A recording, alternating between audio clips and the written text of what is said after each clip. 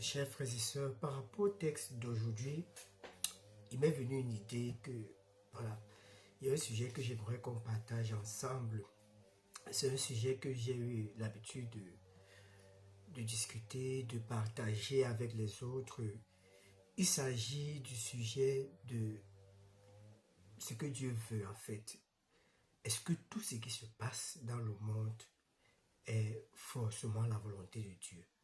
Est-ce que tout ce que nous vivons dans le monde, les difficultés, les réussites, les échecs, les accidents, les meurtres, en fait, tout ce qui est mal ou bien tout ce qui est bien, est-ce que cela est la volonté de Dieu? Alors j'ai souvent eu l'habitude de dire non, non. Tout ce qui se passe, ce n'est pas ce que Dieu veut. En fait, tout ce qui se passe n'est pas la volonté de Dieu. Et je le dis en me basant sur le texte d'aujourd'hui. C'est l'un des textes que j'aime souvent utiliser. Parce que quand tu regardes la première lecture d'aujourd'hui, où le peuple d'Israël, dans le premier livre de Samuel chapitre 8, il demande un roi pour les guider. Or, ils avaient déjà un roi, et ce roi c'était Dieu. C'est Dieu qui guidait le peuple. Avant la venue de Saül, qui est le tout premier roi sur Israël, c'était Dieu qui guidait ce peuple.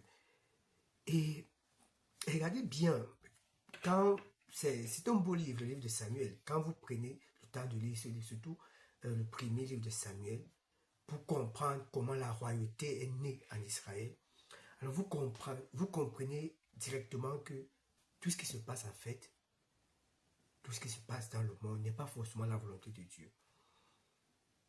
Dieu n'a pas voulu de Saül comme roi. Non, Dieu n'a pas voulu de lui comme roi. Dieu permet tout, mais Dieu ne veut pas forcément tout. En fait, tout ce qui se passe n'est pas forcément la volonté de Dieu. Mais tout ce qui se passe parce que Dieu a permis. Et Dieu permet pourquoi? Parce que nous les hommes, nous sommes libres. Il nous a créés libres. Il ne prive pas l'homme de sa liberté en fait. Et ce qui est très beau, regardez l'attitude de Dieu. Quand Samuel s'approche et présente la volonté du peuple, c'est-à-dire ce que le peuple demande, Dieu dit, c'est pas contre toi, c'est pas toi qu'ils ont rejeté, c'est moi qu'ils ont rejeté. Fais ce que le peuple te demandera de faire. Donc Dieu ne voulait pas de Saül comme roi. Il a permis que Saül soit roi par la demande du peuple. C'est dire que tout ce que nous vivons n'est pas la volonté de Dieu, n'est pas forcément la volonté de Dieu. En fait, la volonté de Dieu se manifeste toujours. Tout ce que Dieu veut se manifeste toujours. Mais tout ce qui se manifeste, bien tout ce qui se passe, n'est pas forcément ce que Dieu veut. Dieu ne pourra jamais vouloir que quelqu'un fasse un accident. Non. Mais l'accident est causé par notre par le fait que nous ne soyons pas, le chauffeur par exemple n'est pas concentré, le chauffeur est maladroit et l'accident peut être causé par cela. On ne va pas dire que Dieu a voulu, non, il a permis qu'il y ait cet accident. Peut-être pour enseigner quelque chose aux autres, pour enseigner aux autres davantage de prudence, mais il n'a pas voulu qu'il y ait cet accident. La volonté de Dieu n'est pas que nous soyons en mal. Si nous sommes en mal, c'est à cause de ce que nous avons fait. C'est à cause de notre liberté que nous utilisons et que nous n'utilisons pas souvent à bon escient.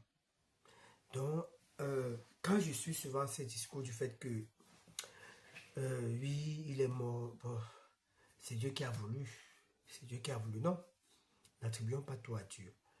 Et quand je vous invite vraiment à lire le livre de Samuel, ce premier, surtout le premier livre de Samuel, pour comprendre que tout ce qui se passe n'est pas la volonté de Dieu.